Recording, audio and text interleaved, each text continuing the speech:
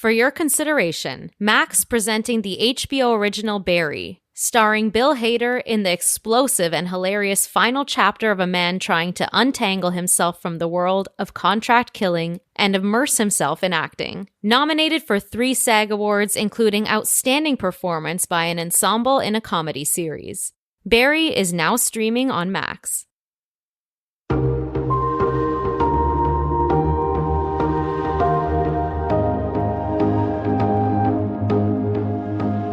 From Variety, celebrating more than 118 years covering the business of entertainment, this is the Award Circuit Podcast. The directors behind the Oscar-nominated animated film Spider-Man Across the Spider-Verse were excited to tell a story that they knew might not have the same emotional impact in live action. I grew up watching so many animated films, and what attracts me to the medium is that you can express the emotions of your characters, what's going on, their internal stories. You can project it onto the screen in a way that you can't in any other medium.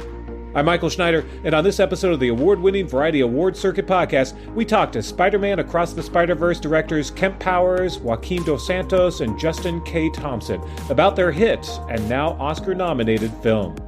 Also on this episode, the Roundtable discusses why this feels like an extra long Oscar season, and we recap a fantastic Grammy Awards telecast. It's all next on this edition of the Variety Award Circuit Podcast. Stay close. Well, hello, everybody. It is the longest Oscar season in history, it feels like. We're still talking about the Oscars, but we're talking Grammys, too. We'll talk about DJs, all sorts of stuff. Let's get into it. I've never done that before. Maybe that should be my new catchphrase, by the way. Hey, let's get into it. I'm Variety's TV editor, Mike Schneider, along with Janelle Riley, Jazz Tankay, and Clayton Davis. Hey, gang, let's get into it. You're on location. You're on location from Georgia. Yes, I'm at the SCAD TV Festival. I'm going to moderate a bunch of panels, including a Frasier reboot panel with Kelsey Grammer and the new cast. And also, we're giving out an award to the showrunner, Charlotte Stout, of The Morning Show. And I'm doing a couple other, an animation panel, a executives panel, Death and Other Details panel, the Hulu show with Mandy Patinkin. So I'm all over the map. And hopefully we'll have time to get some good food and hang out. And is Mandy there? Atlanta. Mandy is not here. He is not on the panel. It's the showrunners and stars. So... He knew you would ask, Janelle, and he just didn't want. He was like, no. Where he was. It's in his rider that he won't do a panel with Mike Schneider. Only with Janelle. Only with Janelle. And there's like, oh, wait, Janelle's not moderating this panel? Never mind. I'm not going to Atlanta. Never done a panel with Mandy Patinkin. Yeah. I have paid to see him in concert multiple times. He's the best. Yeah. He is such a showman. Such a showman. Yeah. Yeah. And the greatest showman. And I feel like he seems like a genuinely good person. Like him and his wife like do those amazing videos, their TikToks, and this has become a Mandy Patinkin stan podcast. I'm cool with that. Did I ever tell you about the time my car got broken into and they stole all my Mandy Patinkin CDs, but they left behind my DVDs of the first 3 seasons of House? And I was like, I don't know what that said. They were like, ooh, not this, but I'll take Mama Lotion. Or Hugh Laurie. Yeah, he's doing just fine. That's amazing. I guess maybe those Mandy Patinkin CDs sell better on the black market than House DVDs. Yeah. It wasn't just a Mandy Patinkin CD. It was one done entirely in Yiddish. Wow, that's very specific. Yeah. There's an audience out there, I guess. So I was joking at the start, but I kind of feel like we're still talking about the Oscars. Doesn't this feel like this is... You know what's interesting about that, Mike? This isn't the longest Oscars in history. That was when I started at Variety in 2020. Yep. And it went till the end of April. That's true. Actually, it's not. But I think where we are is I think this is the second year in a row, correct me if I'm wrong, Janelle, that I think we have a really long base too. It's like 7 weeks. Mm-hmm. It feels like it. And that is what's new because nominations happen and then there's 7 weeks until the ceremony. By the way, final Oscar voting starts in, I think, T-minus exactly 20 days from now. Wow, 20 days. No, I'm sorry. That's when it concludes. Yeah. So 2 weeks then, right? Yeah, like or something. Yeah, like 2.5, 3 weeks. So we're going to... I think it's like the 20th, right? The 22nd to the 27th. Yeah. And then the show is until March 10th, so there's going to be this like 11-day period of nothingness. And it's going to feel even more Well, not long. nothingness, because we'll have SAG Awards and okay, I know. pretty much just the SAG DGA. Awards. Yeah. Well, DJ's this weekend, right? DJ is this weekend before the nominees luncheon, which is new and fun. And actually, they really stepped into it this year because it's probably the most anticlimactic DGA ceremony that there ever will be. I mean, you say that, but you don't know. You don't know, but Something wild could happen. But we feel like we do know. I mean, Yes. if anything, like DJ feels like it's Nolan's to lose, and then we'll have nominees luncheon. Then we have BAFTA the 18th. Then Oscar voting will start opening on that Friday after, and then SAG is that Saturday. So This is interesting because usually they have WGA the night before BAFTA, and people have to choose. Because That's right. Like they're not like Taylor Swift, who can make time go in reverse so she can get to the Super Bowl on time. They actually, have to pick one or the other to get to London in time for the BAFTA Awards. And this year that will not be an issue. Good for But them. there's still like a whole lot of like running around that has to happen in between then. But regardless, I think that there's still movement. My column this week is about the most wide open races that we have. And I would definitely say Best Actor is pretty wide open, as much as we think it's down to like 2. Anything can get a little messy with SAG, so I'm always ready for I'm not messiness. calling anything till I see what SAG does. I'm ready for something messy there. We like mess. We like mess. Yeah, we like mess. Both screenplay categories because Agreed. because of the switcheroo of Barbie. And then, believe it or not, I think production design and costume design. Because it's like, does Barbie take both? Does Poor Things take both? Do they split? And if you split, you can split the wrong way. Well, we'll find out about production design because ADG hands it out on Saturday night, the same night as GGA. Yeah. So we'll have an inkling. Wait. Are you telling me ADG and DGA? They can both on only the same use so night? many letters in the alphabet. There are only and 3 they're letters both in the on same entire night. alphabet on the Yeah. same night. But good. We are really assuming that these acting races are close or like down to 2 people. And the truth is we don't know, because that guild will not weigh in until the 25th. We know what people are saying, but we might be thrown a curveball. You never know. And those as someone who was guilty of this last year, at the same point last year, we were like, Angela Bassett is about to win an Oscar because she had won Globe and CCA, and we were like, okay, enjoy the ride. And then SAG happened. Jamie Lee Curtis gave the speech of her life, and then it was over. And how much overlap is there between Golden Globe and CCA voters and Oscar voters? Maybe like 1 or 2, but no. I don't think there's 0. Actually, I think there is an Oscar voter in each one. Like 1. But, okay. like 1. Literally 1, Like not 1. 1%. That's the most 1. influential. Yes. But it'll be interesting to see what BAFTA does too. Yep. But here's the thing, BAFTA that has the most overlap with the Oscars shit the bed last year, and only 1 winner at the entire BAFTA ceremony translated to an Oscar win last year. Wow. Supporting actress? No, who was it? Editing for Everything Oh, Everywhere. I thought you meant the acting categories. Wow, that's incredible. None of the acting categories That's transferred incredible, last yeah. year. Austin Butler lost, Kate Kate Blanchett Blanchett, lost, Barry Keoghan, Carrie Condon. Wow. And All Quiet on the Western Front in picture. That is BAFTA-ling. Goodbye. Click. Unfollow. Unsubscribe. Hitting the microphone. Hello? You guys still there? Did I lose you? I think we went through a tunnel. Hello? But just in addition to that, production and costume design are pretty wide open. I think obviously documentary, because it turned into a messy race because our front runners are gone. So we have to kind of figure that one out. And back to a Mike Schneider question from like 3 weeks ago. What are movies? What are movies? Yes, what are movies? But his follow-up after that was like, an original song, what can happen if Barbie's splitting votes? And who comes up the middle? Ever see evidence of splitting votes? Because people always say that, and then I feel like I think so the most immediate thing that jumps in my head, someone asked me this recently. Sean Penn, Mystic River was a split vote between the comedy vote splitting between Bill Murray and Johnny Depp. And Sean Penn came up the middle. I thoroughly believe that was a split vote. Because Bill Murray, by the way, won everything that year. The only thing Sean Penn won was the Golden Globe. Bill Murray didn't win SAG. Johnny Depp won SAG. Right. Yeah. So I think that was the classic of a split up the middle. But yeah, we don't see a lot of them sometimes, but they do happen. But also the same performance the same movie being represented in the same category, which there are I'm Just Ken people and there are just Billie Eilish people. And that's where it gets interesting.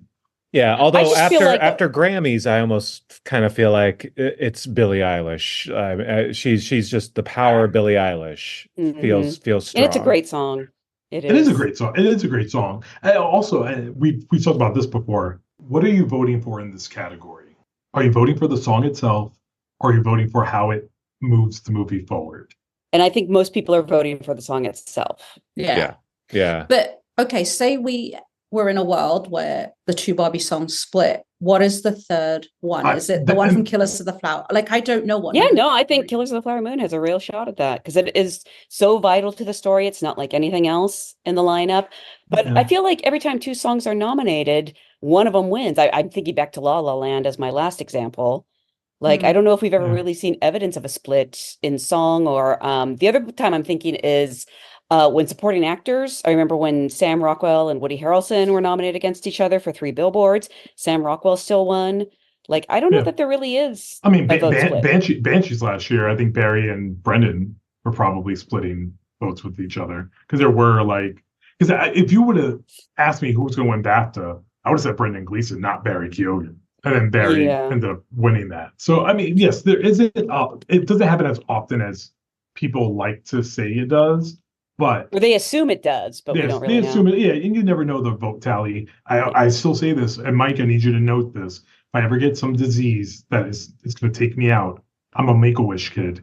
You have to send in a letter to them and ask them, my Make-A-Wish is to see the vote tally of the Oscars of history. What's a letter? You mean an email? Yeah. Well, I think they might still do letters. But that's the final wish of instead of seeing the unfinished Star Wars movie or whatever. Don't care about the PwC tally count. That's what he wants. PricewaterhouseCoopers, just open the book to me. Give me an hour with it. Yeah, just to look through everything. And then he take it away. And then he went peacefully. Then he went peacefully. And went peacefully with a smile on my face. Could you at least scrawl down a couple of pieces of information with your dying breath? No, you can't say that because then they're going to say no. No, I wouldn't. Okay. I love how the scenario is so realistic in your mind that you're making contingencies. I'm totally going for it. It's good. It's going to happen. But you're going to get a terrible disease? Why are you wishing this on yourself? No, I'm just doing the letter. You know what he's going to do? And this may be too old in a reference for all you kids out there, but he's going to send a letter to Muhammad Ali, who's going to show up on his deathbed, and then Willis is going to be like, what are you doing, Arnold? What are you doing? And Arnold will be, what you talk about, Willis? And then and Mrs. Garrett will come in and say, oh, yeah. And there you go. By the way, just to answer your question, Janelle, double original song nominees that have lost both. Princess and the Frog had 2, lost to Crazy Heart. Enchanted had 3, all lost to once. And Dreamgirls had 3, all lost to Melissa Etheridge. Wow. Those are all hard. Like, those are all people who are going to win anyway. Well, no, maybe not Melissa Etheridge, but those other two. Because Listen was supposed to win that year. I do love that song. I do too. It's great. Yeah. But to your point, Mike, the Grammys of it all definitely gave a much needed boost. Yeah. It was a reminder that people still, Phineas and Billie Eilish are awards bait, and people love those two, and it is an emotional song, and I think there will be perhaps that moment where people are like, listen, I love I'm Just Ken, but what am I doing here? This is a movie about Barbie, and it seems a little wrong to be voting for a song about Ken. But that song is so integral to the plot. I was going to say, don't make the best song a Ken song. Yeah. That's what it is. It's such a good song. I know. That's on the filmmakers thing. Yeah, listen, it moves the plot forward. It is probably Ryan Gosling's Oscar scene. Mm-hmm. And it is like a 6-minute sequence of just deliciousness. It's so great. But the Grammys, looking at that, by the way, shout out to Chris Willman. correctly predicted the top 4 major categories, and mini shout out to me, predicted all the film categories correctly. Oh, that's on brand. He did. That's on brand. And yeah, definitely shout out to Chris. Chris knows his stuff. I gotta say, he knows his stuff. And he did what I always call the perfect world split. We did this in the Birdman Grand Budapest year and Richard Linklater year, Boyhood, is when we think we want to give one to everyone, so everyone walks out with something, and it never works out that way. He did it, and it actually happened. It worked. It's kind of the perfect mix of Taylor got the album stuff, and the singles went to everyone else. Billie Eilish got Song of the Year, and Miley got Record of the Year, which, by the way, very appropriate. I do too. Flowers I love was Miley great. Cyrus. Miley Cyrus, by the way, I said this to Jazz during the Grammys. I turned to her and I said, when did I become a person that loves Miley Cyrus? She's great. No, but really loves her. Like, I think she gave the second best performance of the night behind Tracy Chapman. I didn't realize she had never won a Grammy before. Tracy Chapman or No, Miley? Miley Cyrus. Oh. Because Miley. I don't know anything about music, and like I was telling Mike, I would never normally watch the Grammys, and I'm so glad I happened to kind of stumble on it, and nothing else was on TV because it was such a great show. Yeah, It's such a good concert. It has like 5 awards. It felt like a concert, and I have to say, like, to your question of like when did you become like a Miley thing, like a Miley fan or whatever, I remember the Throwdown. Yeah, for me it was Jolene. Yeah. When she did Jolene, I became a big fan. Although I always loved Wrecking Ball. Oh, But yeah, Flowers- she's had a great song. It just, I think our music editor Jen Oswald might have said this recently. She is like undercover a fantastic vocalist. Like, I think she's a fantastic singer, and I don't think we talk about that enough. I think we've all, like, it's been her aura and, like, you know, breaking out of Hannah Montana, but she is a technically very proficient singer. Yeah. And she can belt. I think the two people we underappreciate for their singing power is Miley Cyrus and Pink. We forget that Pink is one of the greatest singers out there. She's so underappreciated, but she just has this powerful voice, and Miley does too. Miley was incredible. I would say Tracy, definitely the best performance of the night. Moved me to tears. Brought me to tears. Joni Mitchell, though, brought me to tears as well. Oh boy. Yeah. I had to explain to my daughter who Joni Mitchell was when I got home. Somebody had to explain to me who Luke Combs was, and now I am a fan because the way that he was gazing at Tracy Chapman and the tribute that he gave her before the song even started, plus the duet, was just so beautiful. Yeah. No, it was great. But it's funny. For Joni Mitchell, I brought my son to the Grammys, my 14-year-old son. Okay, so who wasn't at the Grammys? Apparently everybody went to the Grammys.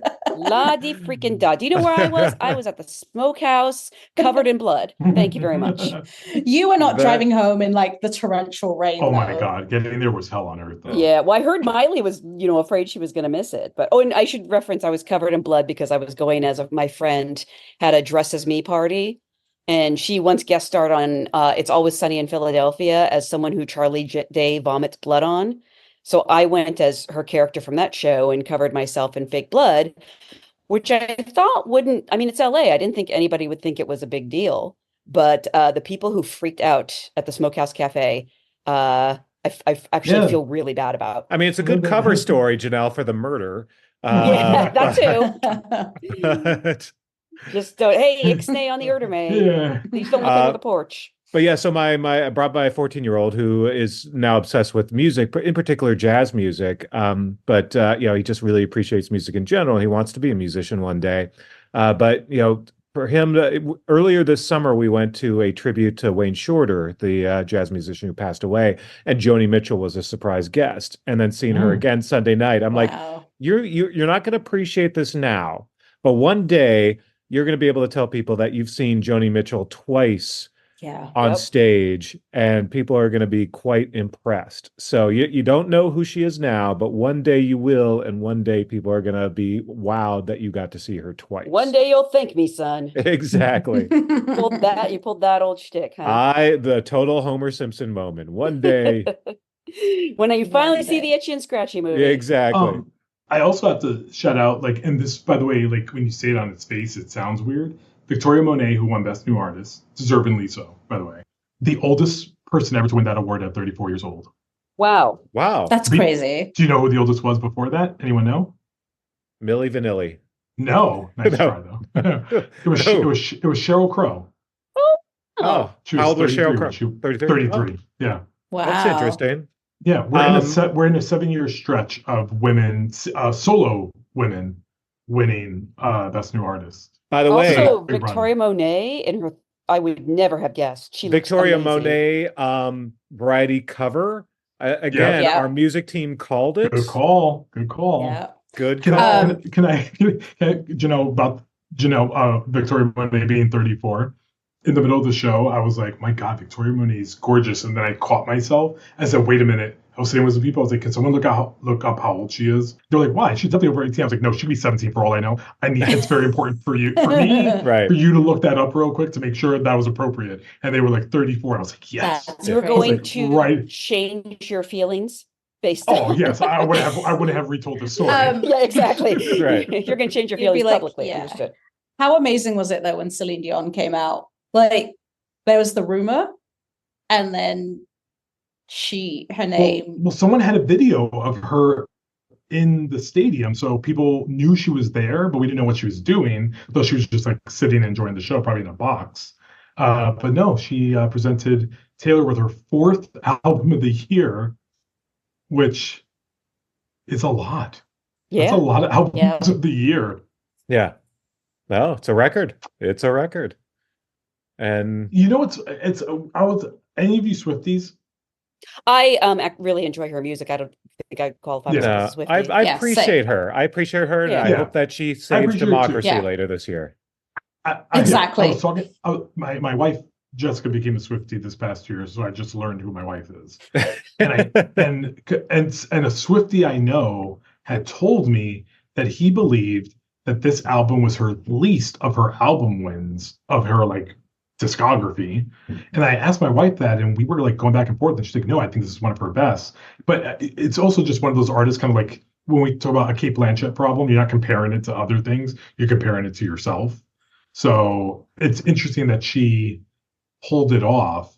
But Jay-Z's speech, which I thought was great, was also just very telling of what the Grammys have done over its tenure of snubbing some really deserving artists. I'm not saying that Taylor isn't, but just looking at the history of it, the fact that the last Black woman to win this award was Lauryn Hill 25 years ago, and Beyonce's had many albums since then, is just very interesting. Yeah, I think it's a reminder that of all the major award shows, the Grammys has gotten it wrong the most. The Grammys are probably the least accurate barometer of quality compared They to give the out Emmys so many or, too. Yeah. But when I joked about Milli Vanilli a second ago, but I mean, there have been so many moments like that where album of the year has gone to a real, just like bizarre, remember the year Steely Dan won like in the 2000s, long after their prime. They make weird choices because it's such a big academy, and it's just poorly done. And so of all the award shows, Grammy is probably the least accurate in actually awarding the best music of the year. And for all you Grammy heads, Milli Vanilli, to bring it full circle with Mike's telling on himself that he's the biggest Milli Vanilli fan as ever was. I loved Milli Vanilli back in the day. I think we all did. Well, in 1990, they won Best New Artist, but then it was vacated because then it was learned that they did not contribute their vocals. Yeah, they beat Tone Loc that year. Wow. I love Tone Loc. I do too, because he was in, what was that Fern Gully? Oh, I remember him from Ace Ventura. Of course. Yeah. That's right. Oh, no, I man. was just looking at the best new artists, like just like list of people who have won. So like Mariah Carey obviously won. Toni Braxton has it. Hootie and the Blowfish, Paula Cole, Lauryn Hill, who I love by the way. She beat out Backstreet Boys, and if anyone knows me, That's I'm a a tough Backstreet Boy one. fan. That's a tough Backstreet one. Boys Wow. have never won a Grammy, and it breaks my heart into pieces. Just saying. I Going think way back, Cyndi Lauper and what's her name? Yeah, Cyndi Lauper, Carly Simon, and Yeah. Bette Midler. Yeah. And famously, Billie Eilish, who won all top 4 categories, never happened before. I just remember the year Christina Aguilera won Best New Artist over Britney Spears. Does Britney ever win a Grammy? I don't think so. But yeah, Christina Aguilera, by the way, not just Britney, beat out Kid Rock, which is hilarious. Well, that's great. They got that right. And Macy Gray. Oh, wow. Yeah, Macy Gray, who I thought was going to have a little more staying power than she has. So you know what's interesting? I always say there are people that are not famous or bigger because someone else is kind of occupying that space. I say this about like why Giovanni Ribisi isn't bigger. It's because Sam Rockwell and Mark Ruffalo are alive. I just feel like they eat from the same well. Yeah, I feel like those are 3 completely different artists. Obviously, they are different, but they seem like the same lane of people. But I always thought Macy Gray felt like a 2.0 version. Oh my God, of Tracy Chapman. I felt like it was like kind of or Erykah Badu. Like it was all like similar vibey things, even though they're different music. But I always felt like that's why Macy Gray didn't blow up bigger. Everyone has their own fans. Yeah. No, that's true. By the way, speaking of music, have you guys watched the We Are the World documentary? Yes. No, I on heard Netflix? Yes. It is so good. So Lionel good. Richie, was there on Sunday. By the way, fun fact: Netflix is not clear if it's going Emmys or Oscar yet, so stay tuned. Interesting. What are the arguments for both? What one is an Oscar, one is just I know. One's for movies, one's for TV. But well, I think it's about. There's always like the intention part, and obviously we can dissect that another time. But like it's huge right now. The fact that it got a shout out at the Grammys, everyone seems to really like it. Yeah. But asking my personal opinion, the Oscars have not been kind to music docs. And they're not kind to popular docs. Especially popular music docs. Yeah. Right. You have to be searching for Sugar Man and no one knows who you are, or you're 20 feet from stardom and it like is a different twist. This is too much in the room, literally, like telling it how it happened, and talking heads. They don't do this very often. I would say it feels more like a TV, and that's how most people are watching it. And honestly, that's how they remember "We Are the World" is the music video, and just TV was always a part of that song. So watching Live Aid on TV. Mike, did you watch "We Are the World" at the specific time that it aired? I remember it very vividly. I remember Prince couldn't be I just sent you guys a Prince latte, by the way, because he had to bail his bodyguards out of jail. They never really, that was one thing they didn't really explain in the doc, which I was kind of disappointed about, other than like Sheila E. feels like she was used, that they only invited her because they thought she would get Prince to show up, and she kept I was about to say she kept texting Prince in 1985 or 1984. She was not texting Prince. Time is a flat circle. She was sending smoke signals. Exactly. I don't know how she would have gotten a hold of him, quite honestly, but she kept trying to find him, call him, and he just didn't ever show up. That's my criticism of the doc. Is 2 things. That is that they, because you always want a little bit of controversy, some like airing dirty laundry. That is like one they just completely gloss over. I feel like they talk about Al Jarreau, like about him drinking, like they kind of like shove it in there like really quick, but not really like fully address it. And I hate the fact that the camera people and the lighting people didn't get paid. They're like, you're volunteers. And I was like, y'all are all millionaires. That's different. Like, you should have paid these people. Yeah. So just saying. The one thing that also they bring up, then they gloss over, they're like, well, we couldn't have both Madonna or Cyndi Lauper, so we chose Cyndi Lauper. Well, no, explain yourself. Your choice? Why? Why could there only be one? I don't understand that. They never elaborate on that. It's like it was a very strange choice. So like, we can't have both. I was like, they're different. Yeah. Like, you had Dan Aykroyd? Like, you couldn't have Madonna, but Dan Aykroyd is there? Like, what? Jessica turns to me in the middle of the doc. She's like, "Why the fuck is Dan Aykroyd here?" And I was like, "Blues Brothers." She's like, "Wasn't that a parody, like, or something?" I was like, "It was homage, I would say." But I was like, "But it was like real." They took music. it very seriously, But still, though. And I remember Dan weird. Aykroyd. I believe he was first on the list because alphabetically. Mhm. And so the first thing you see is "We Are the World," Dan Aykroyd, and I was like, and he's singing his heart out, by the way. I wanted to love know me some where Dan Aykroyd. I wondered why they didn't talk to him. Like, there were so many people that I'm like, That they where are could've- their yeah. interviews? Yeah. Yeah. The other thing that I love is, and we're giving too much away now, so spoilers. I mean, if you everyone was there haven't for. Spoiler alert! They make the song. Everyone knows. but I do love like the whole. I never realized this, but the whole, like, Huey Lewis wasn't going to get a part. He got Prince's part. So it was like Prince's loss was Huey Lewis's gain, I guess. But who was the artist that walks out when Stevie Wonder starts singing in Swahili? oh, now I'm forgetting now. Even though I just I watched was- this doc the other day. I know. I started laughing. I was like, "Trumper before there was a Trump." We just knew. We knew like, already. We're done with this. He was like, Yeah. that was there was so many parts of that doc that are like both funny, but it's also just to sum it up.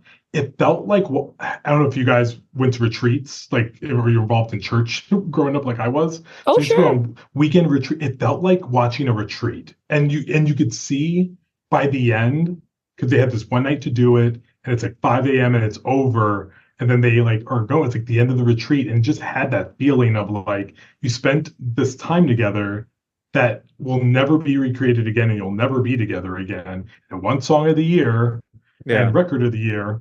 By the way, I think just for Quincy Jones and Michael Jackson and Lionel Richie, I don't think the singers get credited. No. Ooh. No, because there's Well- too many of them. And they did Yeah. all, honestly, I mean, it was Lionel and Quincy who did all the work. You see, like, Michael barely put in the effort. Like, suddenly Michael's just disappeared, and it's like it's Lionel who's wrangling all the people and making sure that they're singing their parts, and Michael's just Isn't it- gone. Isn't it hilarious how like the first 20 minutes they really make it sound like Michael Jackson was this integral figure on the song, and then he just isn't anywhere He anymore. ghosts them. He just ghosts them all. It's I don't even, he's stuck in this. I don't Guys, even know it's what past my time he bedtime. left. I'm sorry. It's past my bedtime. Bubbles needs to sleep. Yeah. Bubbles is in the doc, as is Muscles. Oh, really? Oh, hearing Lionel Richie describe Michael Jackson's suggestions is by far the funniest thing, man. Because it's like just like you, like obviously I knew Michael Jackson. We all knew who Michael Jackson was before we knew who he was. He was always like this. And by the way, Randy Jackson was also there. Wait, which? I guess he's on the list of songs. Like, I don't think we see him in the doc, but his name is there because Tito and Jermaine were also there. Never saw them. So, but Randy Jackson there, but I'm guessing that's Steve Perry connection because he was part of Journey. Well, that's different. There's two different Randy Jacksons, though, right? Because there's. Oh, so this is an American Idol, Randy Jackson? That's what I thought it was that Randy. Is there a brother? Is there a Michael brother? Is there a Michael brother named Randy or no? Is there just I guess we'll find out in the American upcoming biopic of Michael exactly? from Antoine Fuqua. Yeah, but Tito wasn't there. No. But all right. That was the fun stuff. See, that was the fun We're good. stuff. Yeah. All right. Watch it, Janelle. It's delightful. It is I a fun will. watch. Oh, It is and an hour and 40 minutes. It's a nice Perfect. short one. perfect. Yeah. Yeah. All right. Who we got this week on the pod? We have Spider-Verse directors Kemp Powers, Justin K. Thompson, and Joaquim Dos Santos. Let's do it. All right. See you Only guys. two, by the way, Uh, sadly, only two of which are Oscar nominees, and we talk about why. Oh. Oh, stay No, that- tuned. Stay tuned. Right after this, after the break. I already forgot my catchphrase. You could be like Io DeBerry, who was trying to get a catchphrase going on Saturday Night Live. Let's Yeah. hop to it. Let's hop to it. See you next week, everyone.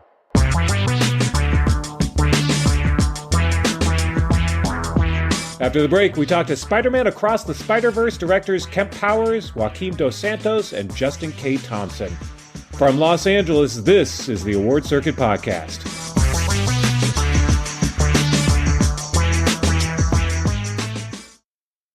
For your consideration, Max presenting the HBO original Succession. As power struggles ensue, the Roy family weighs up a future where their cultural and political weight is severely curtailed. Don't miss the series IndieWire calls the end-all, be-all of TV. Nominated for 5 SAG Awards, including Outstanding Performance by an Ensemble in a Drama Series, Succession is streaming now on Max.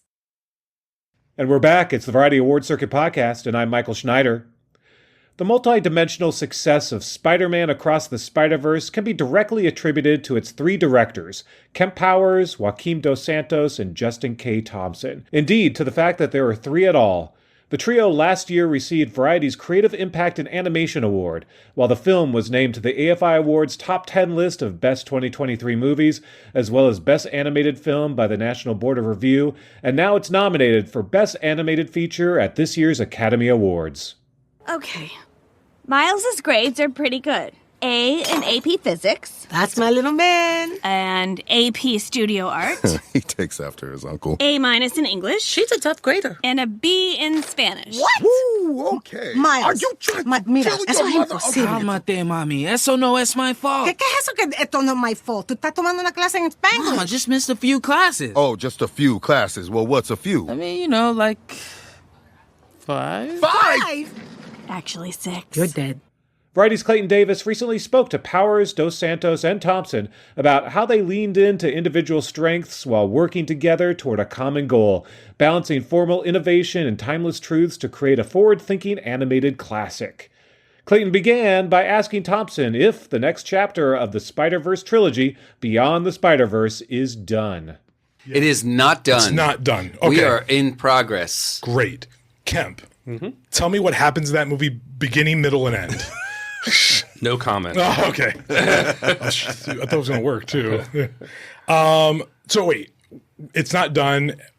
Percentage-wise, how much of it is done? Did you guys give like a... In my head or in reality? Oh, in your head. That's always a good number. In my head, 100%. In your head, it's done. It's been finished. No, it's been finished for years. It's the Margaret of its time. That's a good throwback for anyone who remembers Kenneth All we Lonergan. got to do is get it out of here onto the screen. Yep. There you go. What can the viewers expect from the next Spider-Man? I wanted to get it nice and early. I mean, out. obviously, we're not going to tell you anything we can't that is like specific, but what you can expect is what we always do is the unexpected. And that we are definitely, we have things planned that you would not have thought of, that we would have planned, but we did plan. And you know, we're always seeking to like, you know, go further and do something different. So. Okay. Joaquim, can you tell me, does this fit anywhere? Has there been any conversations about the greater MCU? Marvel Cinematic Universe. Can neither confirm nor deny a thing. Okay, got it. But cool stuff. Yeah, I'm getting all the answers Cool I stuff, need today. yeah. This is what I want. That's what I want to know. All right, so that gets that part nice and out of the way. All right, sweet. And everyone got what they wanted, and now we can talk about the rest of the movie. Listen, the one of my colleagues here, Rachel, pointed out to me the viral Twitter sensation of the kid who did an animated whole trailer of a Lego part of the movie. Is there any way that kid can contribute? Preston Matanga. Oh, you knew his name and everything. I didn't even know his name. Of course, we all know his name. Oh, is he working on the next Spider-Verse movie? Or We can neither confirm nor deny. Man. But what a cool story. Yeah. What a cool entry into... How old is Preston? He was 14, but he's 15 now. Oh, I remember being 15. Yeah, not doing anything near making... Just drawing and getting notoriety out on the internet. Let's talk about the movie Across the Spider-Verse, the second entry. Listen, I love it, and I'm sure you guys read my number 2 film of the year. Wow. Yeah, nice. thank you so Number much. 2, you guys can jump Corey Jefferson later, because like American Fiction. He's pretty big. Man. I don't know if we're jumping you any. three combined can take him, I think. He's an amazing filmmaker. Yeah. He is. And listen, you guys know, and everyone knows that's listening, I'm a big advocate for animation. Animation is film. I don't know if anyone knows this. It actually is the most accessible medium that there is and doesn't get the respect that it deserves. One thing to note here is I always say Spider-Verse only works as an animated movie. Because I could only imagine the attempt to make this live action and how much of a like strobe light, like epilepsy inducing thing would incur. What is it about animation that drew you guys into it that made you kind of go off into this venture of making it a career of yours? And we start with Joaquim. Sure. I mean, look, I was a sort of product of the 80s. I woke up every Saturday morning and I would watch cartoons, and they would infiltrate my every waking moment of my life. The one that really like changed the game for me was this cartoon called Robotech, and it was this big serialized story that had characters falling in love and falling out of love and big robots battling each other, battling aliens. And I think the idea that show in particular seemed to have no rules and was playing to a quote-unquote kids audience, but was teaching us life lessons and how to deal with loss and how to deal with love lost.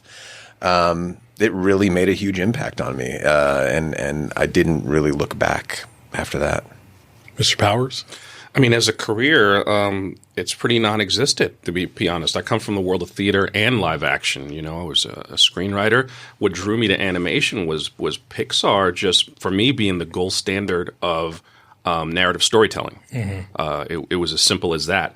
At the time that they called me up and asked me to come and contribute to what became Soul, I had been in the midst of like finishing up a play. I'd sold a television show that ended up not being greenlit. I worked on some TV shows. I was developing some feature projects. So I actually kind of wondered, like, what did they want me for?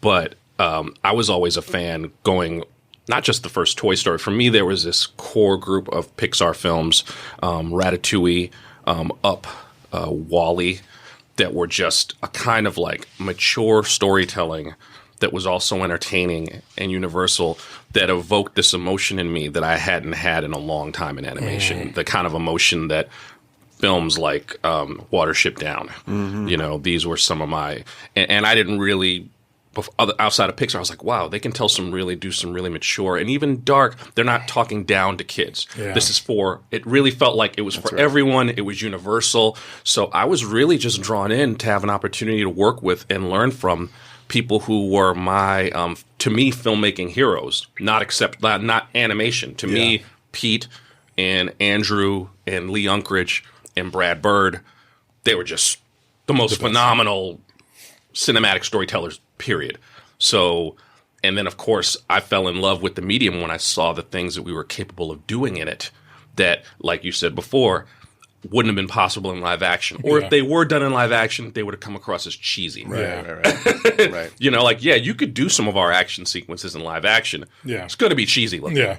Whereas, you know, you can really be into it in this medium. Did anyone peep that he just glossed over that he was a journalist before, too? Like, I know. Powers just 20 years. He just wants to leave that part behind. Well, I mean, I get it. Look, I thought I was going to retire as a journalist, dude. This is one of those things where, I mean, everything that I'm doing now, I didn't even know was really possible for a guy like me. Until I kind of started doing it. Thankfully, if I have a superpower, it's that I learned through osmosis. So none of what I'm doing is anything that I studied. I studied English and history in college. I didn't study filmmaking, but I just love film. I just loved it, and I love theater. Grew up in New York, so what did I do? I started writing plays. And as many people have said before me, you do anything long enough, you wake up one day and you start getting pretty good at it. So, but yeah, journalism, a lot of the skills I learned as a journalist, we call it research in Hollywood. It's called reporting in journalism. I was a really good reporter. I love getting out and doing interviews. Like, people don't know that that's a part of my process as a filmmaker. I interview people still. You know, I travel to places. I like tactile experience. I like to take in scents, flora, fauna. You know, even if it's science fiction, there's people you can talk to conceptually. It was something that I really, like, when we were working on the first season of Star Trek Discovery, you know, we would talk to scientists, even though it's science fiction. And I just really loved that element of it. And it was like, oh, wow, this thing that I did already really applies well to this new medium I'm getting into, but I think it was largely because I had something to say and I have a voice. You know, it wasn't just the skill set. It was like, I think I had some things to say. That explains why Kemp is a flat earther now. Yeah, right. All those interviews. Justin, what inspired you to do this stuff? To do this stuff? Well, I think personally that animation is the ultimate filmmaker's medium. And I've always kind of believed in that. I grew up watching so many animated films, and what attracts me to the medium is that you can express the emotions and the characters, the emotions of your characters, what's going on, their internal stories. You can project it onto the screen in a way that you can't in any other medium, in real time as they're feeling it. And you can change and transform what the audience is feeling, and you can get them immersed in what your character is feeling in a way that is kind of unique, honestly, because you have this sequential narrative that you're telling, but being able to change like the texture, being able to change the texture, the color of the scene, the lighting on a dime in concert and in motion and in choreography with what the characters are saying and feeling is like sort of an incredible, like really powerful way to like approach storytelling. And I fell in love with it when I started watching as a very young child. I saw like What's Opera Doc, right? So here's like Chuck Jones and here's like Bugs Bunny. He's like running around and Bugs Bunny is like teasing Elmer Fudd. But the number of cinematic choices and changes and movements that happen in that one short are as much as happen in sometimes entire live action movies. There are more like artistic moves in that one short. And then you start watching, things like Cinderella or 101 Dalmatians or all these films that I grew up with. And then I started getting introduced to the stuff that was being done in Japan by Miyazaki and by all these other incredible filmmakers. And I saw Akira the first time, and it kept reinforcing this idea that you can make people feel exactly what the characters are feeling with every single element that you can control. And if you've got a bit of a God complex, prerequisite in animation, right? You can sit there and you can isn't this amazing? I can control the weather. I can control the lighting. I can control everything, and I can change it on a dime depending on what the character's feeling. And this movie, what attracted me to making this movie was a chance to do that with 6 different dimensions, with 200 characters, and actually say all these kinds of and make all these kinds of moves, but really all to support one character's story, Miles Morales, and what he was going through, and make you feel on this journey, this crazy, crazy, weird story about this kid going across all these different dimensions, really trying to save his dad, but make you feel and not even care about all the sciencey gobbledygook that was sort of the structure of it, make you just care about him by manipulating all these different elements on screen to make you feel like what it's like to be chased by a madman in a blue and red suit up onto a giant train going to the moon and then get put into a teleporter. That's voiced by Oscar Isaac, by the way. Yeah, I mean, that's an amazing thing. So, I mean, for me, I really feel like you have so much power in this medium as a storyteller that I just love. I love it, and I can't think of any other medium I could ever make a movie like this. I have to say, like, listening to Justin speak too, as someone who does live action and animation, there are pros and cons to both. Yeah. But one thing that I've really kind of been thinking about a lot lately is when you do a really good job in live action, it feels like people really notice. And I feel like when we do a good job in animation, at times it's almost like no one notices. Or a pat on the head. Yeah, like they don't. Nothing happens by accident in animation. I've always when we get a few drinks in us, there have been times where I'm just like, how is someone like Henry Selick not a household name? You see what I'm saying? Yeah. Like, Yeah. how is Pete Docter not a household name? Right. I mean, he is to us. These are people Right. to us. They are. Right. But like when you think about the crafts, the work, the story, the stuff that they've done, and I'm just like, oh man, that's like an animation thing. Like you do really good work, and it seems like almost effortless. And in reality, there's so much more attention to detail that has to go into it. I don't know, just apropos nothing. It's just listening to you speak. It just made me think about some of those things. It's absolutely true, Kemp. I mean, there's nothing, like you said it best, like nothing happens by accident. We have to consider every pixel on screen. Yeah. It has to be made. An artist has to put their hand into the machine and put it there. An artist has to actually decide to put the pixels on screen. And it doesn't happen unless there are actual human beings pushing these pixels onto screen and deciding what color, what texture, and everything. Nothing's for free. Yeah. Nothing's for free. So we literally think about every single element, and I love it.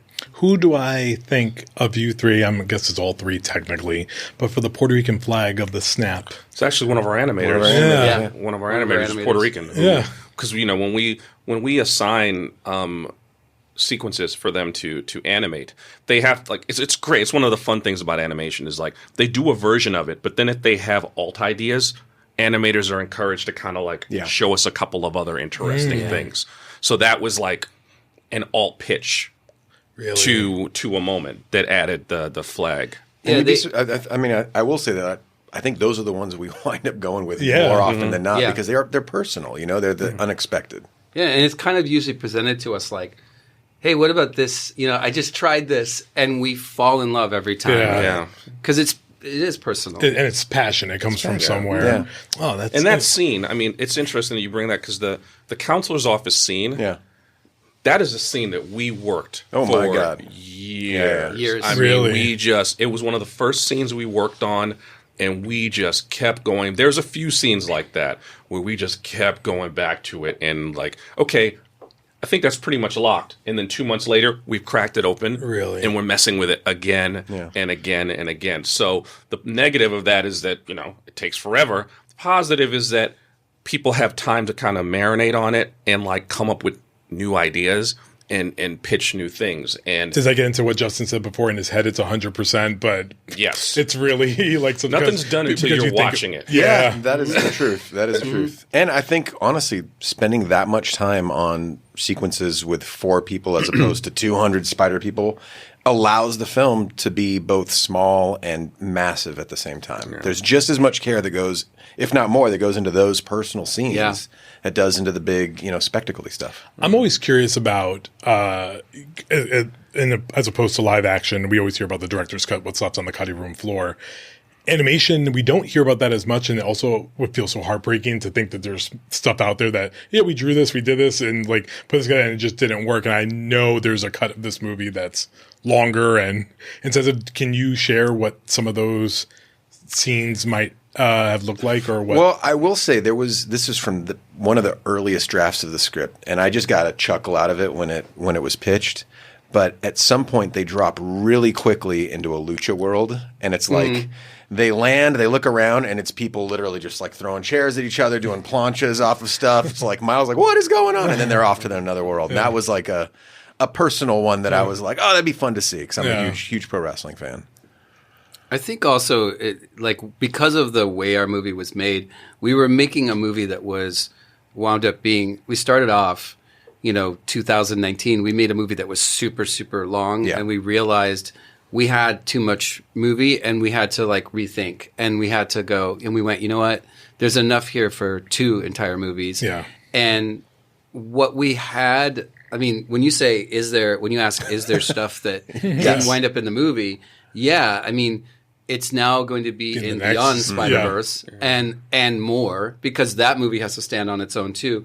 But it wasn't as simple as just splitting it. So I think, and Kim, you can talk about this really a lot. Like once we decided to do that, we had to make the movie work now. We had to re-break the whole thing. You had Empire Strikes Back this now. Yeah, we had Empire Strikes Back, and there was a lot that wasn't connecting. We had to, and so we barely probably had time to put what is in the movie there. Yeah. I mean, it annoys me sometimes when people say like it's half a movie. It's like, no, it isn't. We rebroke it so that characters have arcs in this one movie. That. And it's kind of a cop out comment. Like no one watched The Empire Strikes Back and felt like they left and had just seen half a movie. Right. And it's just, maybe we made a mistake in saying like telling people it was a part one, but those were like really joyous cinematic. Movie going moments for me. Mm-hmm. But they also, I remember hearing that same thing about Dune, and Dune, went on to win 6 Oscars. They're like, oh, it's half a movie. I'm like no, it like stories are stories. Like you don't say a season of television is half a season because it ends on a cliffhanger. That's right. You know, Dark Knight ends on a cliffhanger. That's right. He runs away, but no one was like, oh, it's a half a movie. No, they enjoy the experience. Now, where it ends, I can remember sitting there, and I have to be honest with you guys. Please. When I first was going to go into this movie, I was so mad at all of you because I saw it was 2 hours and 19 minutes. Yeah, and I was so mad. I was like, guys, what are you doing? I love the first one so much. Why do we have this long movie? And I sat down, and when it ended, I was furious because I didn't. The amount of times I don't look at what time it is, really I judge about how much I'm enjoying the movie. I never looked at my phone or anything to see how much time was in it. And when it ended, I was like, wait, what the, we were not at the end already. But I do think that there's, there is the old adage, you leave them wanting more. That means we did our job and got people really excited for the prospect of how things are going to play out for these characters. And some people are pissed, and that's okay. Yeah. Like, we seriously considered ending the movie at a different place. I won't say exactly where, but it was well before the turn where Miles is in the wrong dimension. So if we'd have done that version, I guess you could probably say it would have felt a little... It would have not had a cliffhanger. I also don't think it would have been as satisfying. Right. I don't think you would have left... I don't think it would have been... You wouldn't have been as emotionally ramped up. One challenge nowadays when you make film and television too is audiences are so savvy. Everyone understands story math. It's so hard to make a turn that people don't see coming a mile away. Mm-hmm. Now, given no matter what it is, after the fact, they're all going to say they saw it coming a mile away. Mm-hmm. The reaction, both positive and negative, to our ending, I think, is proof that they didn't see it coming a mile away. Right. And that's the win. Yeah. It's so hard to surprise and delight people anymore. Do you know how many texts I got from old friends I haven't heard from in years? Like, dude, what the fuck? This ending. Right, and I would text right back, no refunds, no refunds, no refunds. It was actually a really fun weekend. It was. Of having a movie come out where I had reactions from people I hadn't heard from, and it was all tongue-in-cheek. Yeah. But it was hilarious. Yeah. It was like being a kid again for a weekend. You get people talking. That's what you want. It's the classic water cooler talk. You want people sort of pontificating on what it means to end there, what's going to happen to Miles. I can't wait for the next one. Those are all good conversations.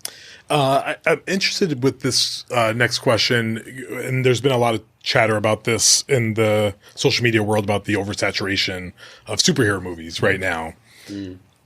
And interestingly, and I pleasantly surprised by this, you guys don't get bulked into that conversation a lot.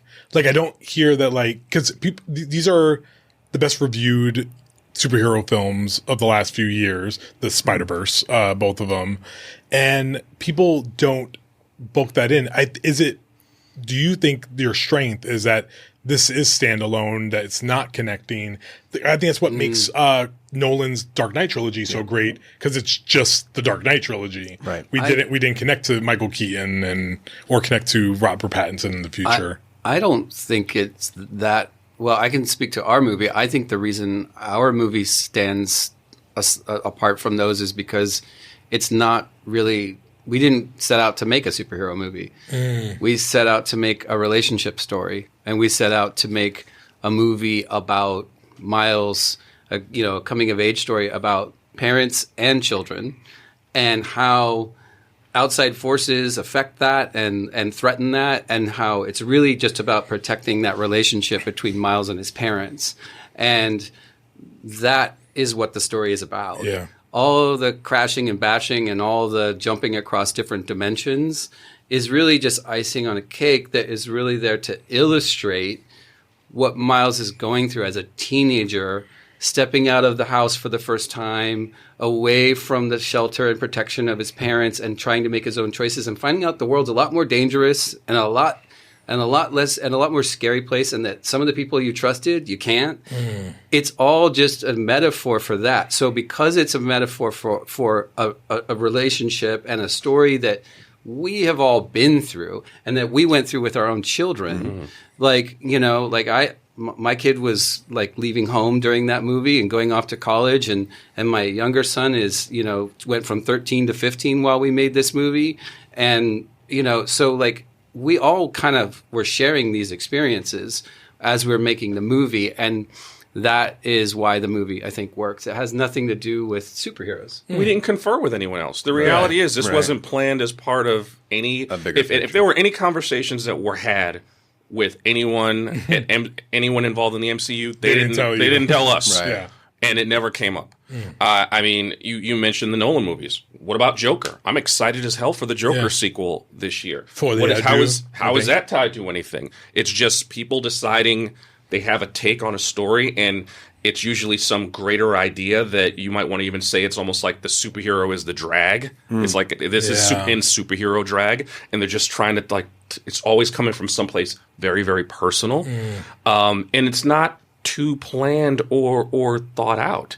It's one of those things where I think that, and when you say oversaturation, I don't want to dismiss it, because I think what people are really saying is just that, like, they're not just going to go see it because it's got superheroes in it. And there was a period of time when if it had superheroes, you just took a flyer, leap of faith, and went to see it. Was. Now you're going to have to like convince people it's a story well told and well executed. It's worth your money. And I think that if that is the case and it's worth their money, then they will still come out to see them. That will also probably mean there won't be as many guaranteed hits. Right. They're going to have to like really be good, really be personal, really do something a little bit different. And I do believe there are people who are still going to try to do that because some of these characters are still pretty amazing. And I think evening the playing field is a good thing. It's going to create good cinema. I think there was a time where I think we're all, maybe not you, but we're definitely old enough to remember a time where like there were no, save for like 3 films that we could look at and say like they are doing justice to these comics that we grew up with, or they're sort of leaning into what is cool about the comics. And beyond that, there was nothing. So once they started like really landing, I know I was going to see every single one of them. And now, now you're sort of, you're in the place where you can pick and choose, and you can choose what really moves you and what really feels like it's worth seeing. And it's funny too, because like people have weird revisionist like history memories, because you guys remember like when they announced that Heath Ledger was the Joker, fans were angry. Yeah. Probably one of the most seminal performances in a comic book film. People were just saying, we don't want this. Right. Because we knew Jack. Yes. Right. And that's just it. Is like you never know what's going to come down the road and surprise the hell out of you. People were mad about Robert Pattinson being Batman. People were mad about Michael Keaton being Batman. I was going to say, they were mad about Michael Keaton being Batman. People were mad about the freaking Lion King being animals. People were mad about everything. Right. And it's just like, but if the story is done well, but that's our burden, right? We got to win people over. We got to prove them. Yeah. It's not even prove them wrong. I said we got to make them a believer. Right. As the older I get, the less it's about being vindictive. It's more just like if we can just get everyone out of our hair long enough to land the plane and show them this, we think this might actually delight a lot of people. I like that. All right. I sat here 3 years ago, I believe. Chris Miller was sitting where you're sitting, Kemp. Phil Lord was sitting there, and I was actually sitting there where you're sitting, Joaquim. So I'm in the empty chair, and you're wearing a hat too. So it's pretty appropriate. That's how we do it. That's how we do it. And we had a really good, lengthy discussion about animation and directing animated movies, and how it's not just pointing and saying, "Draw this, sir or madam," or whoever is sitting there. Yeah. There's work that goes into it, and you 3 are directing a movie, and I don't think people understand what 3 people, how it takes 3 people to make a movie such as this. There's something you can make a believer out of naysayers who think that directing animation isn't directing the way another like directing a live action movie would be directing? Yeah, I mean, I think one of the things that we've continued to try to like put out there and let people know is that animation is a massively iterative art form. We build these films many, many times, and we screen them, internally many, many times, and we make changes that are not afforded to people who are making live action films or TV shows a lot of the time. And so that takes a lot of brain power, and that takes a lot of time and effort, and it happens over a much longer period of time than you would with live action. So, and I think it bears mentioning that each of us sort of each come from our own different sort of places and specialties. So we bring all those things to the table every time, we're making a new cut of the film to screen internally and get opinions on. So yeah, I mean, look, it's not exactly the same process, but we're doing versions of the exact same thing. Look, dude, talk to anyone in our cast and ask them if they weren't directed in this animated film. Talk to Shamik. It was actually funny at one point. Shamik was like, "Yeah, Kemp, you remind me of Rick. I'm friends with Rick Famuyiwa, who directed him in Dope." Yeah. He's like, "Man, you and Rick both give me a hard time." But it's like he was directed in that, and he sure as hell was directed in this too. Yeah. And also, the animators are actors. That's the wonder. That's one of the big differences. Is an animation performance. The voice actor is a performer, but the animator is also a performer as well. Right. I don't think the layman knows that we don't. Part of when you say animation, there's no such thing as mocap. So that there's actually a human being doing every expression on the face. I think I've had relatives who've said like, "Oh, so they have the little thing with the dots." I'm like, no. That's mocap. Yeah. This is animation. There's someone with the equivalent of a 3D rag doll who is going like this, picture. It's the same basic concept of when you see stop motion. It really is, where we're taking snippet, and doing adjustments. They show it to us. And we give them notes. And they change the performance. Yeah. So there's a lot of overlap. People just don't understand that because it looks like something that it isn't. And it happens over a longer duration of time. It's not like you're shooting for a day and you're getting your footage and you're sort of, going and getting your dailies and stuff. This happens over a longer period of time because there's so many more people. It takes a lot longer. Yeah. How many seconds? Like usually when we give an animator something, it's how many hours, and it turns into like 5 seconds of screen time. Right, yeah. That's like over a week. Like it's really takes a long time to do these performances. I would, if I was, if I'm speaking to people, if I was breaking it down for somebody who isn't familiar with animation, the thing that I am always trying to impress upon people is, like I was saying before, there isn't a pixel on screen that somebody didn't have to think about, that we three didn't have to think about and have a really strong opinion about. And that we had to somehow explain. So every twitch of an eye, every blink, every small movement of a hand, every time there's a lighting change, every time the color on screen changes, every time there is a brush stroke that is put in the background behind Gwen when she's feeling sad because her dad doesn't relate to her and isn't listening to her, and the walls start crying for her. Mm-hmm. It is because a person had to go and by hand place a brush stroke on the screen. And then we, listening to Haley's voice, hear her breathing and say, I want it to go from here to here. I want the brushstroke to bleed from here to here in time with her breathing. And then if Haley's performance if she's going too fast, we go back to Haley and say, watch this scene.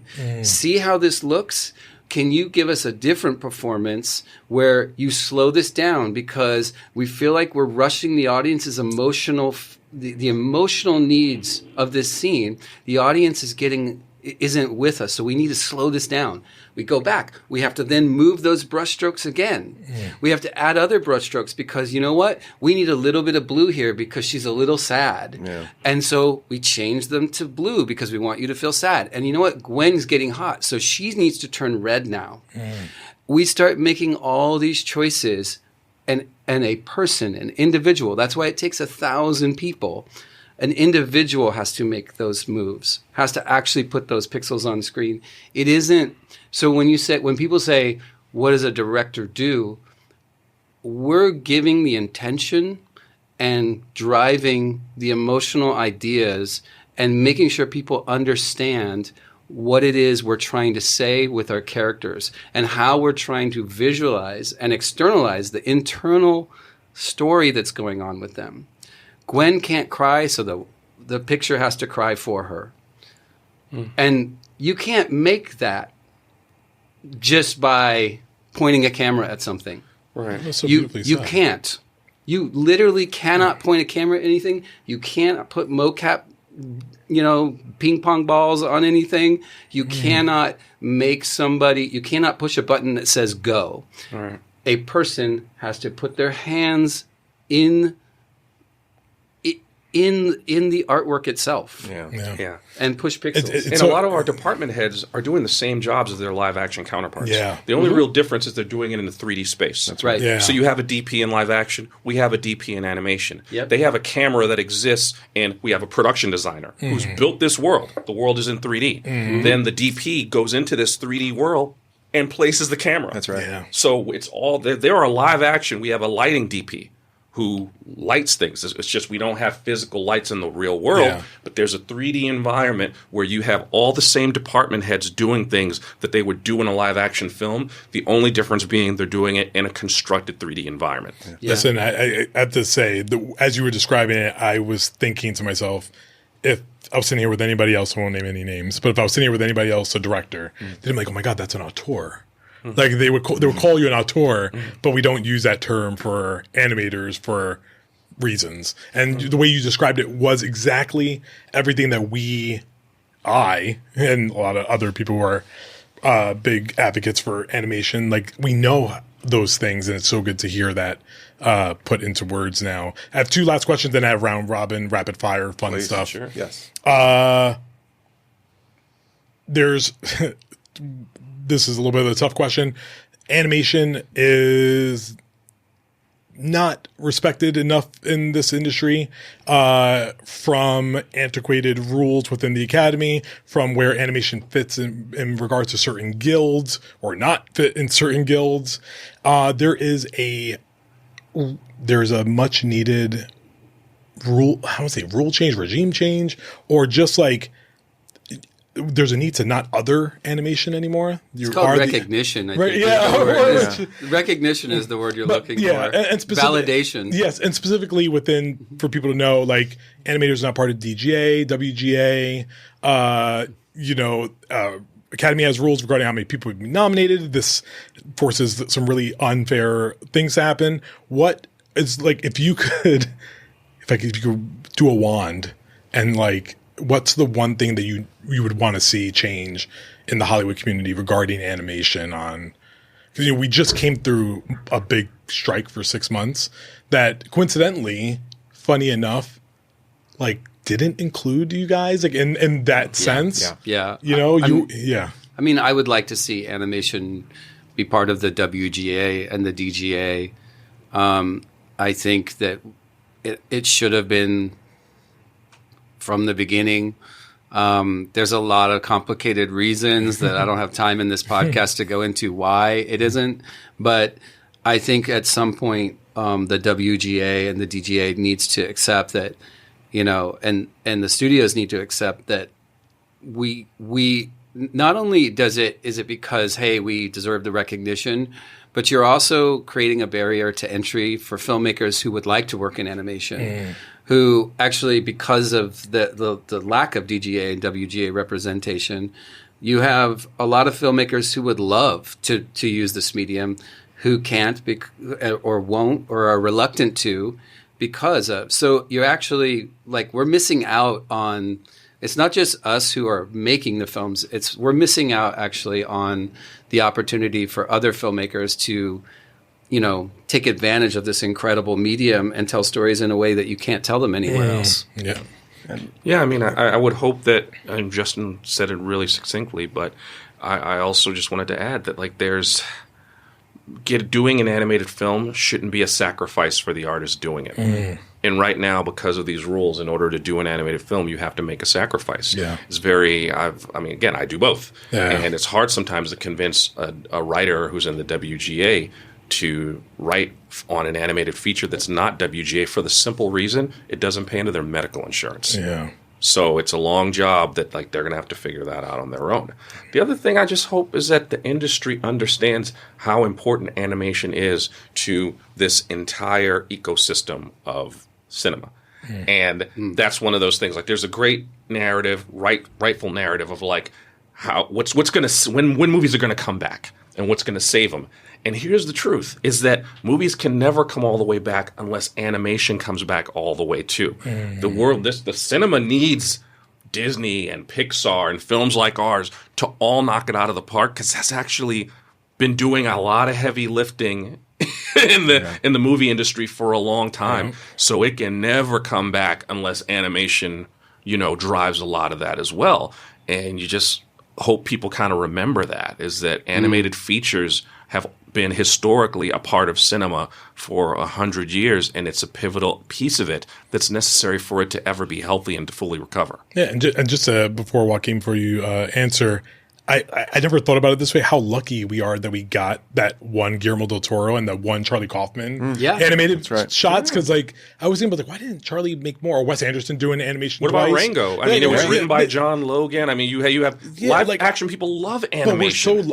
But I've never thought about it this way, that we were lucky to even get those, because they probably made nothing off that. And think about what you just said. You're talking about well-known auteurs who have the juice to actually get it done their way, even within the animation system. Right. So they were already at a certain place that they were able to, pull off what they pulled off. So it's an interesting, it's a greater conversation, but it's fascinating stuff. I mean, we solved it right here, right? So, we've got the answer. Yeah, Joaquim. I mean, look, I don't think there's anything that I can say that these guys haven't already said, but I think it's worth repeating that animation is a big business for the industry. And we bring a ton to the table.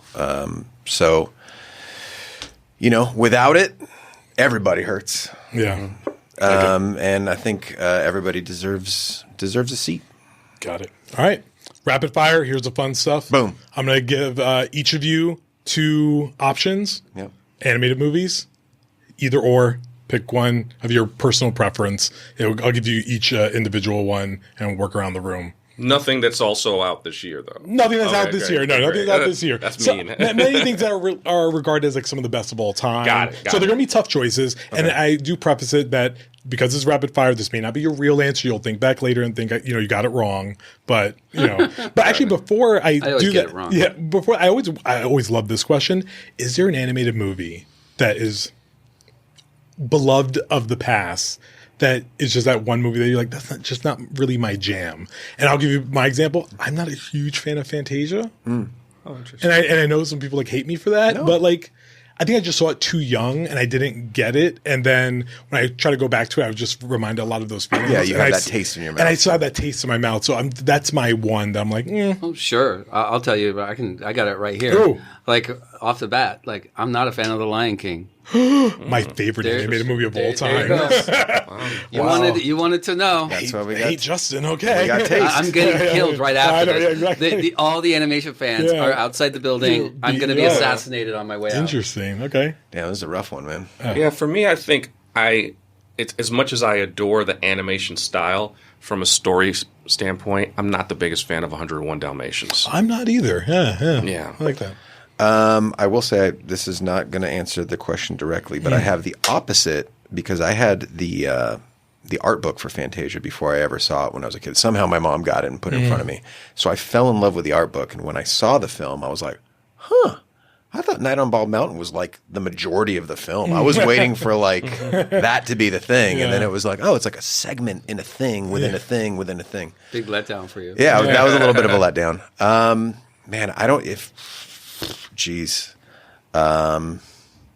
I got nothing for you. I got nothing.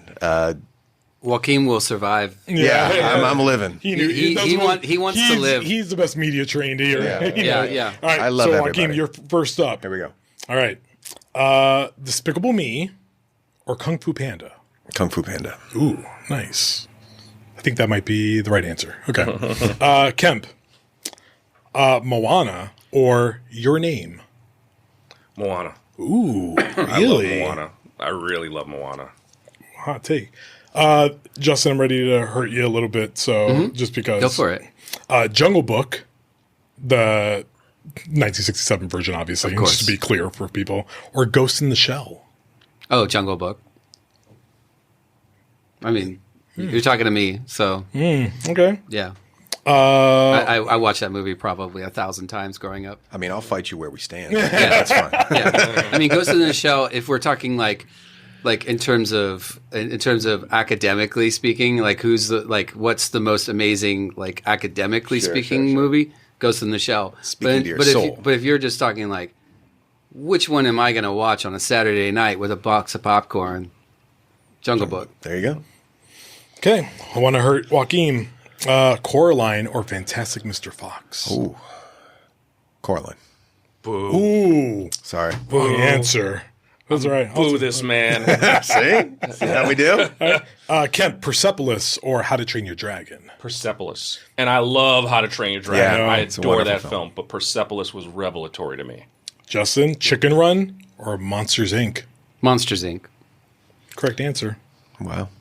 Joaquim, Princess Mononoke or Batman Mask of the Phantasm? Oh, man, you're asking me to, like, kill friends on this Yeah. one. I have to go Princess Mononoke. It was pretty life-affirming.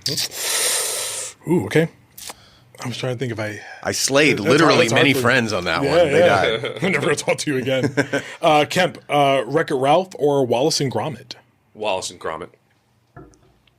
Like, I'm assuming, wait, which one? The Wrong Oh, Trousers? I'm sorry. Curse of the Were-Rabbit. Oh, The Oscar. Wreck-It Ralph. Bam. Yeah, there you Yeah, go. I like The Wrong Trousers. I like how you came back that way to correct that. Justin, Akira or Alice in Wonderland? Oh, that is a tough one. Wow, that's killing some babies right there. man. Because those are like so different and they're equal, but oh man, that is a tough one. That is a. I can't even make eye contact with you right now. That is painful, dude. But if I had to pick one, and then I would say Akira. All right. Beautiful. I see the single teardrop that just That, happened. that It hurt was to very- say. it was very That really Denzel. hurt to say. Like, Ooh. Joaquim, Grave of the Fireflies or Cinderella? Jeez. Oh, Lordy. Now I can't look at Justin. I had a very unique experience with Grave of the Fireflies, not knowing what it was, waking up on an early morning in my teens and putting on IFC and assuming I was watching some Ghibli film and being moved to tears by the time 8:30 rolled around. So I'm going to go Grave of the Fireflies. I think it's a good All one. right, Kemp, I want to hurt you. Okay. Iron Giant or Nightmare Before Christmas? Holy crap. Wow. Those are two of my all-time favorites. Oh, man. You know, I gotta say Nightmare Before Christmas, man. I really, really, really... I adore both of those movies. Yeah. But I sing those songs, you know what I mean? Like, I sing them like they're burned into my psyche. Yeah, I'm going to go Nightmare Before Christmas. Apologies to Brad Bird because Iron Giant is also so influential and the crew behind. I mean, I think Pete Stone was an animator. Like, I mean, Iron Giant like changed animation, but Nightmare Before Christmas, I have to pick it. All right. Henry Selick, I brought his name up There earlier. it is. The great Henry Brad Selick. Bird up again for Yeah. you, Justin. Incredibles or Ratatouille? oh, that's a tough one. But I would have to say I liked Ratatouille better. Okay. I love that movie. Joaquim, Wally, or Up? Damn, brother.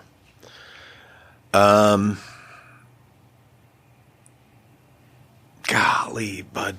This is a rough one. My kid absolutely, like, Wally was the first film that he could watch because he's very tough at watching films, Wally, for whatever reason. I'm going Wally. That's a rough one, man. That one hurts. Kemp, Little Mermaid, or Lion King? We already know what your answer is, Yeah. Justin, and I don't For like me, it. it's Lion King. As it should be. As it should be. But Little Mermaid is Yes, Little Mermaid fantastic. is great, but line. All right, the last rounds. It's where it hurts the most. Justin, you have Shrek or Toy Story? Oh, Toy Story. Easy. Easy. Easy. That was a gimme. Come on. Yeah. Ask All me right. a harder one. All right. How about Toy Story 2 or Shrek 2? How about Toy Story 3 is one of the greatest films ever made? Yes. That is true. How about that? It's one of the greatest films ever made in any medium ever. Agreed. It is the only series, aside from the before series and maybe Spider-Verse, I don't know yet, guys, but that the movies get better with each one, and each one is great on its own. Yes, They're that's all true. Before wonderful on their own. sunrise, before sunset, before midnight, all get better. Yeah, Toy yeah. Story gets better as it goes along. Yeah. Yeah. All right. I felt good about that, and you broke I it think down. I will say I think Shrek is also sort of generational in a way. If humans of a certain age, Shrek was like, okay, it's happening. It changed the game. Maybe we didn't connect with it in the way that like kids. I will say Shrek is like an aesthetic now. Yeah. I see For kids my on the kids. internet that are like For my head kids. to toe decked out in Yeah. Shrek gear. You know, because it was funny because that's like cause Shrek is what 2001. Yeah. I feel like 2001, like 2004. That's when like voice acting was like really getting allegedly elevated. Yeah, yeah. Because that's like Eddie Murphy. You got Ellen DeGeneres in Finding Nemo That's right. in that period. Like there was a real run there that everyone was like, oh, we know these guys and they're bringing characters to life outside of the screen. I just found out that Farley was the original voice of Shrek. He did the entire thing and then passed away. And the few lines that I didn't know they that. were waiting to pick up. David Spade just said this publicly, so I'm not releasing this as insider information. But they were going to get his brother to do like ADR or something like that, and he couldn't do it. He was too busted up. But he sounds exactly like him. But he did the entire film. Well, when this is done recording, because I won't say it on because no one knows it, but I'll tell you who the original voice of Mike Wazowski in Monsters Inc. What? And that'll blow your mind. Oh, man. Love it. All right, last round around. It's you. Wait, your turn, right? Yep. These are the last three. Sorry. No worries. We have Fantasia or Bambi. I'm gonna go Bambi. Yes. It just destroyed me when I was a kid in all the right ways. Yeah. Yeah, I agree. Yours is Beauty and the Beast or Sleeping Beauty. Beauty and the Beast. First Fucking animated Gaston, movie, man. I love that movie. Yeah, it's a great movie. I'm especially good at expectorating. And Justin, bring us home. I think I already know what you're going to do. But we have Spirited Away or Snow White and the Seven Dwarfs. Oh, Spirited Away. Bam. That's the right answer. Correct. Yeah, absolutely. We respect Snow White. We know what it means. Yeah. Of course. Yes, all that, but Spirited Away changed the game. It did. Guys, I thank you for all this time with me. To end it out right now, Spider-Verse, the next one, 2024, 2025. What are we telling me? Oh, everybody. Come on. You keep This trying. this year or next year? We will never say I anything about just this want to know, release is date. it this year or next year? Yeah. Is there a possibility that it's next year? I will say this. It is such a beautiful view out that window behind you, Clayton. How can we really think about dates when we got this view behind us? I'm not. Whenever it You comes can see out, the Getty Center from here. You can. There it can. is. It's amazing. all I can promise you is that whenever it does come out, it's going to be beyond your expectations. Oh, bit see what he beyond. did there? See what he did there? Yeah. Yeah. Well, you can't fault Clayton for trying, at least. That's Spider-Man Across the Spider-Verse directors Kemp Powers, Joaquim Dos Santos, and Justin K. Thompson, whose film is nominated for Best Animated Feature at this year's Oscars.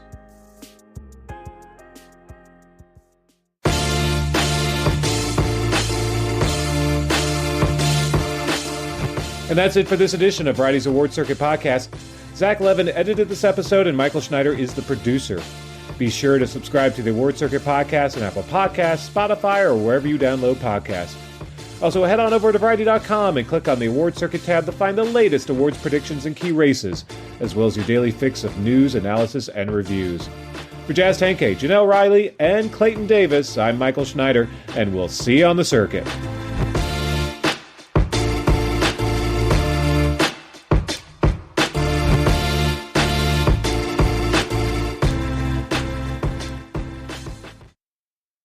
For your consideration, Max presenting The Last of Us. The HBO original series starring Pedro Pascal as Joel, a hardened survivor hired to smuggle Ellie, a 14-year-old girl, out of an oppressive quarantine zone. What starts as a small job soon becomes a brutal and heartbreaking journey as they depend on each other for survival. Don't miss the critically acclaimed series Empire calls a masterpiece. Nominated for 4 SAG Awards, including Outstanding Performance by an Ensemble in a Drama Series. The Last of Us is now streaming on Max.